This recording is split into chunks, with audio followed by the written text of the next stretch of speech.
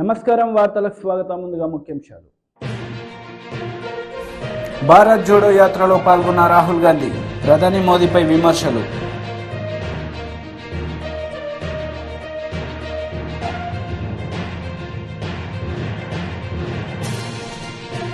బనగాలపల్లిలో YSR EBC నేస్తం కింద ఆర్థిక సహాయాన్ని పంపిణీ చేసిన సీఎం జగన్, ప్రజలకు భరోసా.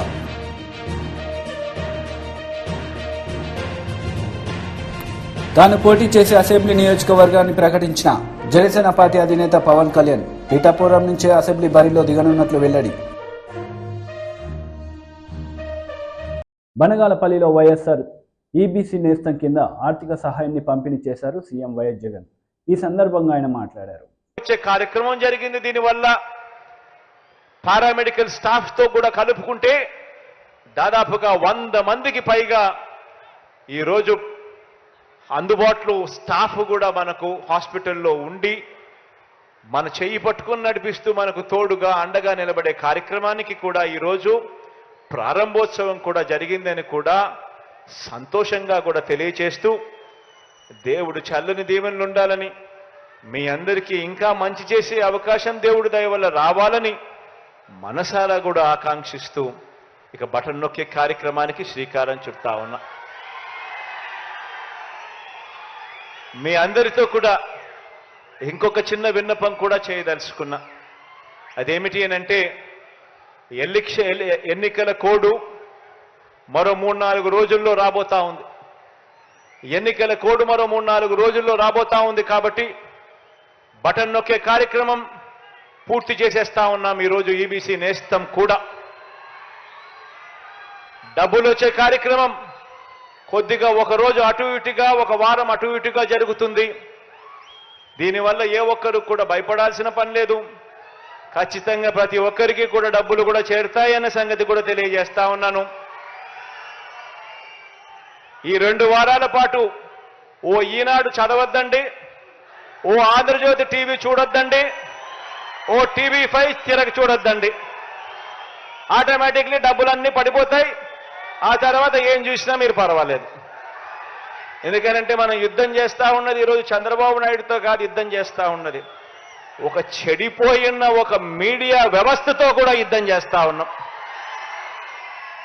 న్యాయంగా, ధర్మంగా మంచి జరిగితే కూడా దాన్ని వక్రీకరించి అన్యాయంగా చూపించే ఒక చెడిపోయిన, కుళ్ళిపోయిన ఒక ఈనాడుతో, ఒక ఆంధ్రజ్యోతితో, ఒక టీవీ5తో కూడా యుద్ధం చేస్తా ఉన్నామన్నది మాత్రం మర్చిపోవద్దండి.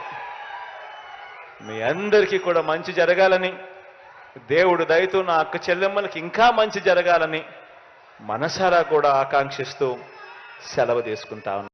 జనసేన పార్టీ అధినేత పవన్ కళ్యాణ్ తాను పోటీ చేసే అసెంబ్లీ నియోజకవర్గాన్ని ప్రకటించారు. పీఠాపురం నుంచి అసెంబ్లీ బరిలో దిగుతున్నట్లు వెల్లడించారు. అలాగే నేను ఎక్కడి నుంచి పోటీ చేయాలి, ఎమ్మెల్యేనా ఎంపీనా అని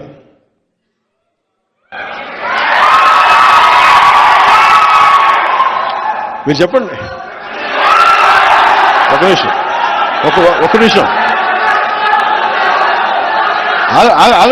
ఆగండి, ఒక నిమిషం ఆగండి. వినండి మాట వినండి మాట. Silence, quiet. ఒక్క నిమిషం. అలాగే ఇప్పుడు నాకున్న తిరుపతి నిన్న ఇచ్చేసాను. అలాగే అన్నిటికంటే కూడా పిఠాపురం వీటన్నిటికంటే కూడా నేను అడిగేది వినండి. అలాగే అది బాగుంది.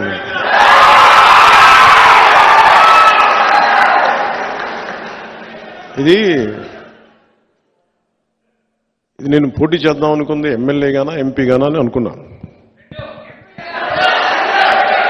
సమస్య ఏముందంటే, చాలా మంది పెద్దలు నన్ను కోరుకున్నారు మీరు రెండిట్లో పోటీ చేయమని.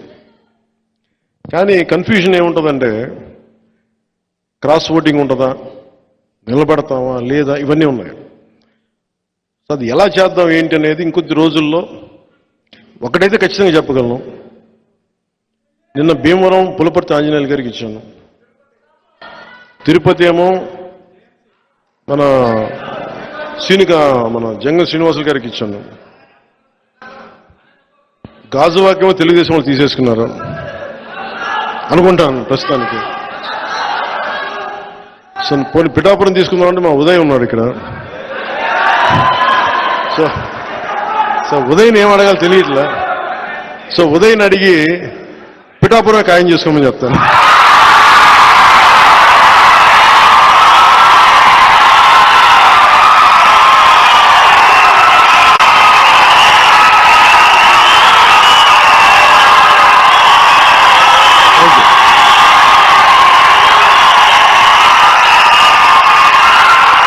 పిఠాపురం 2009 నుంచి కూడా 2009 నుంచి కూడా 2009 నుంచి కూడా అందరూ 2014లో పార్టీ పట్టగానే ఫస్ట్ నాకు పిఠాపురం నుంచి అడిగారు పోటీ చేయమని. మళ్ళీ తెలంగాణలో అడిగారు పోటీ చేయమని. మళ్ళీ పిఠాపురం నుంచి వచ్చింది, 2 చోట్ల నుంచి వచ్చింది ముందుగా. కానీ పిఠాపురం నేను ఎందుకు పోటీ చేయట్లేదు లాస్ట్ టైం అంటే, నేను రాష్ట్రం కోసం ఆలోచించేవాడిని. నేను నిజంగా చెప్పండి, నా ఎన్నికల గురించి నేను ఎప్పుడు ఆలోచించలా. నేను మ్యాక్సిమం అనుకున్న అనంతపురం అర్బన్కి నిలబడదాం, వల్ల అనంతపురం జిల్లాలో నిలబడదాం. అందుకు 2015లో పార్టీ ఆఫీస్ అక్కడి నుంచే ప్రారంభించాను, మంగళగిరి నుంచి ప్రారంభించాలి, అక్కడి నుంచి ప్రారంభించాను, అనంతపురం నుంచి. కానీ దాన్ని ఇప్పుడు నేను ఒక బాధ్యతను మోస్తున్నప్పుడు, నేను ఒక బాధ్యత ఇచ్చినప్పుడు దాన్ని మోసుకెళ్లే వ్యక్తుల సమూహం లేదు నాకు అక్కడ. అందుకని వదిలేయాల్సి వచ్చింది. తిరుపతి ఆల్రెడీ ఇచ్చేసి ఇంక మనం ఎన్నిసార్లు చెప్పాలి. ఇప్పుడు ఇదేంటంటే జనసేన పవన్ కళ్యాణ్ పిఠాపురం నుంచి పోటీ చేస్తున్నారు.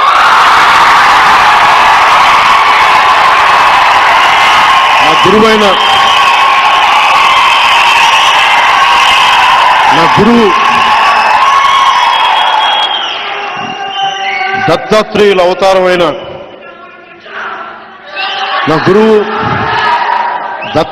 అవతారమైన శ్రీపాద శ్రీవల్లభుడు జన్మస్థలం అది, శక్తిపీఠం అది. అక్కడి నుంచి పోటీ చేస్తాం. రేణుకా చౌదరి మీడియా సమావేశం నిర్వహించారు. ఈ సందర్భంగా పలు అంశాలపై ఆమె మాట్లాడారు. ఈ దేశ భవిష్యత్తులో భాగస్వాములుగా వాళ్ళు ఉండగలిగారు ఉంటే అది మన శాశ్వతం. ఎక్కడ పోయినా అమ్మవారు బిడ్డ అని. ఇంకొక బలహీనత మనలో ఉంది. ఎవరికి వాళ్ళు పేరు కులము గొప్పగా చెప్పుకుంటారు. మందప కృష్ణ మాదిగా అని చెప్పుకుంటాడు, అందరూ గౌరవిస్తాం కృష్ణాని. అలాగే యాదవులు చెప్పుకుంటారు, గౌళ్ళు చెప్పుకుంటారు, అందరూ చెప్పుకుంటారు. కమ్మవారు చెప్పుకుండే దానికి భయపడి బెదిరిపోయే పరిస్థితులు ఎందుకు ఏర్పడినాయని, ఎందుకు మనము భయపడతాము పేరు చెప్పుకుండేదానికి? ఎంతమందో ఇంటి పేరు చెప్పుకొని చౌదరీలు రావులు మానేశారు, చెప్పుకోలేక. బోర్డు పెట్టుకోవడానికి కూడా భయము. ఆంధ్ర రాష్ట్రంలో ఉమ్మడి రాష్ట్రంగా ఉన్నప్పుడు నేను రాష్ట్రం అంతా తిరిగిన దాన్ని నందమూరి గారితో పాటు.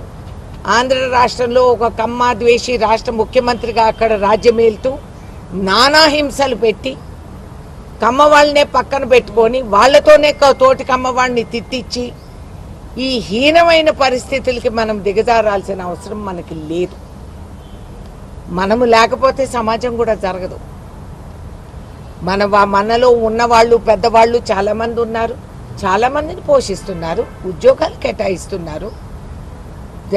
రాష్ట్రానికి దేశానికి ఆర్థికంగా మనము బలపరుస్తున్నాము. మనం చేసే సంపాదనలు సామాన్యం కాదు, అన్నీ కూడా చేయగలుగుతున్నాం. కాబట్టి తగిన గౌరవాన్ని కూడా మనం సంపాదించుకోవాలనేది నా కోరిక. ఇక్కడే కాదు, ఎన్ఆర్ఐస్ కూడా భయపడితే వాళ్ళ పేర్లు వాళ్ళు పెట్టుకోవడానికి ఇది చాలా శోచనీయం. సో మనము వెనకాడాల్సిన అవసరం లేదు, సిగ్గుపడాల్సిన అవసరం అంతకంటే భయం అనేది అసలు మన సామాజిక వర్గానికి చాలా తక్కువ. పౌరుషము పట్టుదలనే మనకి ఎక్కువ. గేరా పొగురు అని అంటూ ఉంటారు, ఉండాల్సిందే, అది ఉండాల్సిందే ఇవాళ రోజు, లేకపోతే మర్యాద కూడా లేదు. కాబట్టి ఈ నా ఆలోచన విధానాలు మీ ముందు నేను పెట్టాను. ఎందుకంటే ఎక్కడికి వెళ్ళినా కూడా, మొన్న ఎయిర్పోర్ట్ బాంబే ఎయిర్పోర్ట్లో నేనున్నా, ఒక ఆయన పరిగెట్టుకుంటా వచ్చి నా చేయి పట్టుకున్నాడు. ఎవరయ్యా బాబు నువ్వు? ఆశ లేదు మేడం, మీరు మిమ్మల్ని చూసి నేను చాలా గర్వపడుతున్నా, మాకు చాలా సంతోషం. ఆయన బాంబేలో ఆంధ్ర స్కూల్ నడుపుతారంట. ఆయన నేను మీ సామాజిక వర్గం మేడం, నేను ఈ పని చేస్తున్నాను, నేను అందరూ వాళ్ళని తీసుకొచ్చి నేను ఉద్యోగాలు ఇచ్చాను. నాకు ఎంతో గర్వంగా అనిపించింది. ఎంత చక్కగా ఇతర రాష్ట్రాల్లో కూడా మన సామాజిక వర్గం వాళ్ళకి ఆర్థిక విధానాలకి బలపరుస్తూ మన వాళ్ళకి అందరికీ సహకరిస్తూ ఇట్లా పెరగగలుగుతున్నామని, ఇది మనం లక్ష్యంగా పెట్టుకొని మనం ముందుకు సాగాలి. మనం ఐక్యత, ఇవాళ మీరందరూ వచ్చారంటే నాకు నిజంగా చాలా గొప్పగా ఉంది. మనందరం కలిసి కట్టుకుంటే అండి ఎవరు మనల్ని కాదనే సత్తా ఎవరికి లేదు.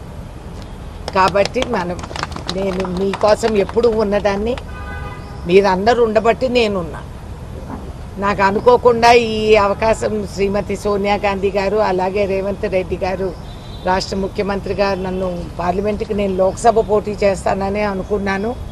లోక్సభ చేస్తుంటే మీరందరూ వచ్చిండేవారు ప్రచారానికి. కానీ ఎవరెక్కడైనా మనం కంపల్సరీగా కంకణం కట్టుకొని ఈ సామాజిక వర్గాన్ని బలపరుచుకొని ముందుకు సాగుతూ యథావిధంగా ఏదైతే మన సిద్ధాంతాలు, మన ఆలోచనలు ఉన్నాయో, ఎప్పటి నుంచో మనం చూసాము, ఎంతో గొప్ప గొప్ప వాళ్ళు మనకి దారి దిశ చూపించిన వాళ్ళు ఉన్నారు. వాళ్ళని ఆదర్శంగా పెట్టుకుంటూ, నందమూరి తారక రామారావు అంటే పేరు, బీఆర్ఎస్ లాంటి వాళ్ళు కూడా ఆయన పేరు పెట్టుకున్నారు వాళ్ళ అబ్బాయిలకి. సో ఎంతమంది అభిమానులు ఉన్నారో చూడండి. ఇక్కడే కాదు, యావత్ ప్రపంచంలో కూడా ఇవాళ రోజు కమ్మ తెలుగు అని అంటే అందరూ ఉలిక్కి పడతారు, ఎదురు చూస్తారు. నాకు పూర్తి నమ్మకం భవిష్యత్తులో మనం కూడా ముఖ్య పాత్రలు వహించాలి. టీడీపీ జాతీయ అధికార ప్రతినిధి కొమ్మారెడ్డి పట్టాభిరామ్ మీడియా సమావేశం నిర్వహించారు. ఈ సందర్భంగా సీఎం జగన్ పై ఆయన మండిపడ్డారు. డిప్యూటీ కలెక్టర్ పోస్టుకు 2.5 కోట్లంట, డిఎస్పీ పోస్టుకి 1.5 కోట్లంట, ఇంకా రకరకాల పోస్టులకి రకరకాల రేట్లు పెట్టి కనీసంగా 150 కోట్లు దండుకున్నాడు. ఈ మొత్తం వ్యవహారం పైన నిన్ననే గౌరవ హైకోర్టు జస్టిస్ నిమ్మగడ్డ వెంకటేశ్వర్లు గారు ఒక స్పష్టమైనటువంటి తీర్పు ఇచ్చారు. ఈ పరీక్షల నిర్వహణలో ఆంధ్రప్రదేశ్ పబ్లిక్ సర్వీస్ కమిషన్ అనేక అవకతవకలకి పాల్పడింది, అనేక అక్రమాలకి పాల్పడింది. తాము డబ్బులు వసూలు చేసినటువంటి కొంతమంది క్యాండిడేట్స్ కి మేలు చేసే విధంగా వాల్యుయేషన్ ఒకసారి కాదండి, సాధారణంగా మనం పరీక్ష రాస్తే దాని యొక్క వాల్యుయేషన్ ఏదో ఒకసారి వాల్యుయేషన్ చేస్తారు. మనం ఏదన్నా కాదండి రీవాల్యుయేషన్ కావాలని కోరుకుంటే రీవాల్యుయేషన్ చేసిస్తారు. అంతేగాని మన ఆంధ్రప్రదేశ్ పబ్లిక్ సర్వీస్ కమిషన్ వారు 3 సార్లు వాల్యుయేషన్ చేశారండి. 3 సార్లు ఆన్సర్ షీట్లు దిద్దారు. దేనికో తెలుసా? తాము కావాలనుకున్నటువంటి వారికి ఎవరైతే వీళ్ళు అడిగినంత డబ్బులు ఇచ్చారో వాళ్లకు మేలు చేయటం కోసం ఒకసారి కాదు, 2 సార్లు కాదు, 3 సార్లు ఆన్సర్ షీట్లు దిద్దేసి వాళ్ళకి కావలసిన వాళ్ళకి ఉద్యోగాలు ఇప్పించారు సార్. ఆ విషయాన్ని గౌరవ హైకోర్టు తెలియజేస్తా ఉంది. ఈ రకంగా 3 సార్లు మీరు పేపర్స్ ని వాల్యుయేషన్ ఎలా చేస్తారో, ఆన్సర్ షీట్లని 3 సార్లు ఎలా దిద్దుతారో ఇది పూర్తి అక్రమం అని చెప్పి హైకోర్టు తీర్పిచ్చింది. నేను హైకోర్టు తీర్పులో చాలా స్పష్టంగా the action of the respondents government of Andhra Pradesh and AP public service commission in conducting 2nd and 3rd valuation of Group 1 exams for notification number 27/2018 is declared as illegal, irregular and arbitrary and violative of Rule 39 of the APPSC rules.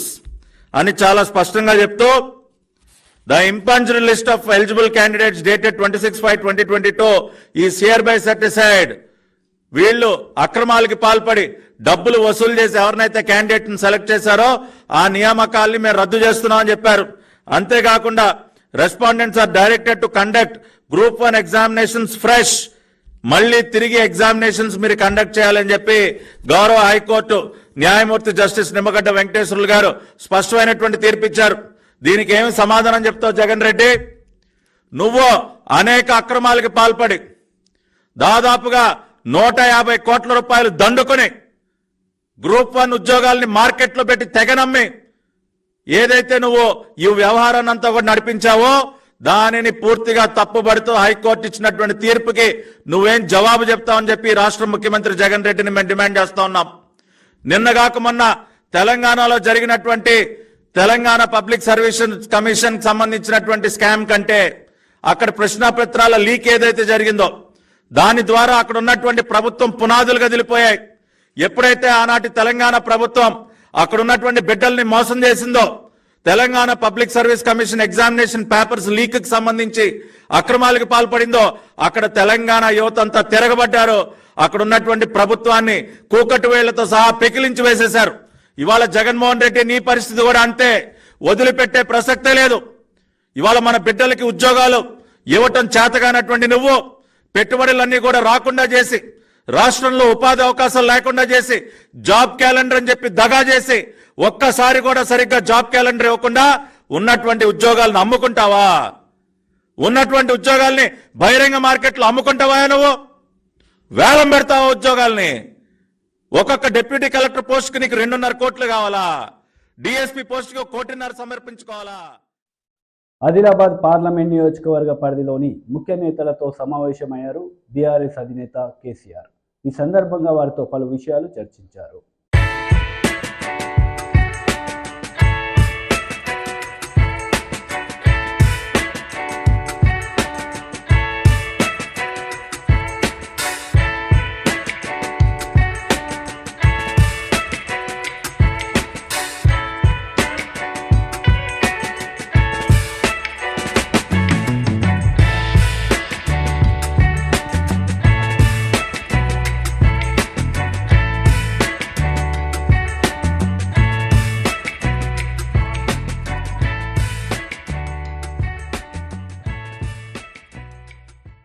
Bharat Jodo యాత్రలో రాహుల్ గాంధీ పాల్గొన్నారు. ఈ సందర్భంగా ప్రజలను ఉద్దేశించి ఆయన మాట్లాడుతూ ప్రధాని మోడీ పాలనపై ఆయన మండిపడ్డారు. कौन बता सकता है यहां पे पिछले वर्ग के कितने लोग हैं? नहीं नहीं नहीं नहीं, देखो, कोई 70 कह रहा है, कोई 50 कह रहा है, कोई 60 कह रहा है. कितने हैं?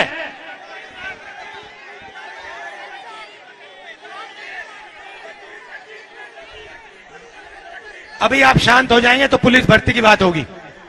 अभी शांत हो जाइए, डिस्टर्ब मत कीजिए भाइयों. तो मेरा सवाल है, थोड़ा शांत हो जाए तो मजा आएगा, है ना भाई? सुन ले, शांत हो जाओ. आप भाषण देना चाहते हो? आओ आज. तो शांत हो जाओ, शांत हो जाओ, डिस्टर्ब क्यों कर रहे हो? तो पिछड़े वर्ग के कितने हैं? कोई नहीं बता सकता. इस देश में आपको कोई नहीं बता सकता कि पिछड़े वर्ग के कितने लोग हैं. कोई आपको कहेगा 50%, कोई कहेगा 60 है, कोई कहेगा 40 है, कोई कहेगा 30 है, मगर एग्जैक्ट नंबर कोई नहीं बता सकता. पहली बात, अंदाजे से 50% है. ठीक है? आपका नाम क्या है? हाँ, यादव. जादव. ठीक है. दलित कितने हैं देश में? हाँ, कितने? 15%. आदिवासी कितने हैं? 8%. माइनॉरिटी के कितने? 15%. तो अगर ये सब जोड़ो कितना होता है? 50-15, 50-15, 65-15, 80 और 8, 88% है पिछड़े, दलित, आदिवासी, माइनॉरिटी. उसमें 5-6% आप गरीब जनरल कास्ट जोड़ दो. ठीक है? ये हिंदुस्तान की आबादी. अब मुझे बताओ, मीडिया में पिछड़े वर्ग के कितने लोग? कितने हैं? 0. आप चाहते हो तो मैं आपको दे दूंगा. हिंदुस्तान की मीडिया कंपनी के मालिक की लिस्ट मेरे पास है. उसमें आपको एक पिछड़े वर्ग का नहीं मिलेगा, एक दलित नहीं मिलेगा, एक आदिवासी नहीं मिलेगा, एक माइनॉरिटी नहीं मिलेगा, एक गरीब जनरल कास्ट का नहीं मिलेगा. अब फिर फिर आपको बात समझ नहीं आती कि आपके मुद्दे उठाते नहीं वो कैसे उठाएंगे, वो आपके हैं ही नहीं। वो इनके बड़े बड़े जो जर्नलिस्ट हैं उनकी लिस्ट निकालो, मुझे दिखा दो हिंदुस्तान के बड़े बड़े जर्नलिस्ट में से, मुझे आदिवासी नाम दिखा दो, दलित नाम दिखा दो, पिछड़ा नाम दिखा दो, एक दिखा दो। एक नहीं मिलेगा आपको, एक नहीं है। ठीक है, पता नहीं आप लोग शायद इसमें हिस्सेदारी नहीं चाहते, नहीं पता नहीं चाहते हो नहीं चाहते हो, मुझे तो नहीं लगता। आपकी आबादी 90% है, इतना भी दम नहीं है आप में, इतना भी दम नहीं है आप में कि वहां अपने लोगों को बैठा दो। बात समझो, 90% आबादी है, उधर आप अपना एक आदमी नहीं बैठा पा रहे हो और फिर छाती फैला के घूमते रहते हो। सच है ना? 90% हो, एक बंदा नहीं बैठा पा रहे वहां पे। चलो ठीक है, मैं कहता हूं मीडिया में नहीं बैठा पा रहे, तो चलो हिंदुस्तान की सबसे बड़ी 200 कॉर्पोरेट को देखते हैं। ये जो अदानी वाली, अंबानी वाली कंपनियां हैं, इनकी भी लिस्ट मैंने निकाली। 200 सबसे बड़ी कंपनी हिंदुस्तान में, इनके मालिकों की लिस्ट निकाली, और इनमें जो सीनियर मैनेजर्स हैं जो इन कंपनियों को चलाते हैं उनकी लिस्ट निकाली। इसमें बता दो पिछड़े कितने? एक नहीं है। दलित 0, आदिवासी 0, गरीब जनरल कास्ट का 0। వార్తలు ముగించే ముందు ముఖ్యాంశాలు మరోసారి. భారత్ జోడో యాత్రలో పాల్గొన్న రాహుల్ గాంధీ, ప్రధాని మోదీపై విమర్శలు.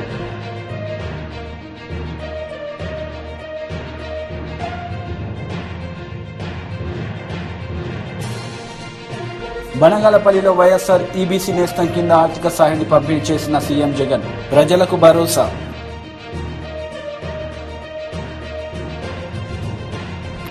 తాను పోటీ చేసే అసెంబ్లీ నియోజకవర్గాన్ని ప్రకటించిన జనసేన పార్టీ అధినేత పవన్ కళ్యాణ్, పిఠాపురం నుంచే అసెంబ్లీ బరిలో దిగనున్నట్లు వెల్లడి. ఈ వార్తలు ఇంతటితో సమాప్తం. తిరిగి ప్రసారమయ్యే వార్తలు మళ్ళీ కలుద్దాం. అంతవరకు సెలవు. నమస్తే.